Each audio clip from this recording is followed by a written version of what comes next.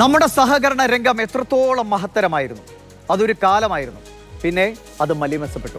കാട്ടുകള്ളന്മാർ പാവപ്പെട്ടവന്റെ വിയർപ്പിന്റെ വിലയെ ഒരു മനസാക്ഷിയുമില്ലാതെ കവർന്നെടുത്തപ്പോൾ സഹകരണം എന്ന വാക്കിന് തന്നെ അതിന്റെ അർത്ഥം നഷ്ടമായി. കരുവന്നൂരിൽ തുടങ്ങി എത്രയെത്ര സഹകരണ സംഘങ്ങളാണ് തട്ടിപ്പിന്റെയും വെട്ടിപ്പിന്റെയും കേന്ദ്രങ്ങളായി മാറിയത്.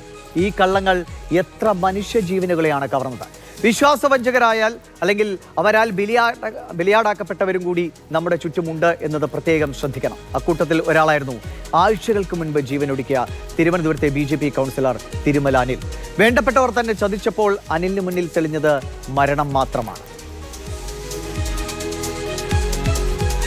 സ്വന്തം പാളയത്തിലെ ചതിയന്മാരെ കുറിച്ച് പറയാതെ പറയുകയാണ് ഇപ്പോൾ BJP മുൻ വക്താവായ MS കുമാർ.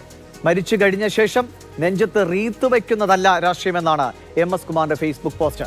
അനിൽകുമാറിന്റെ സാഹചര്യത്തിലൂടെയാണ് താനും കടന്നുപോകുന്നത്.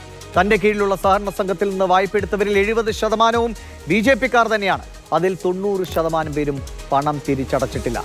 പണമടയ്ക്കാതെ മുങ്ങി നടക്കുന്നവർ ഇനി മാന്യന്മാരും നേതാക്കളുമാകണ്ട. അവരുടെ എല്ലാം വിശദമായ വിവരങ്ങൾ ഫേസ്ബുക്കിലൂടെ തന്നെ വെളിപ്പെടുത്തുമെന്നാണ് MS കുമാർ FB പോസ്റ്റിൽ പറയുന്നത്. പരസ്പരം സഹകരിച്ച് വിശ്വാസ്യത കാത്ത് ജീവിതങ്ങളെ കെട്ടിപ്പടുക്കേണ്ടതാണ് സഹകരണ മേഖലയുടെ ദൗത്യം. അതിൽ വലിപ്പ ചെറുപ്പങ്ങളില്ല. വായ്പ നൽകുന്നവരും വായ്പ എടുക്കുന്നവരും പുലർത്തേണ്ടത് നിർവ്യാജ്യമായ വിശ്വാസ്യതയാണ്.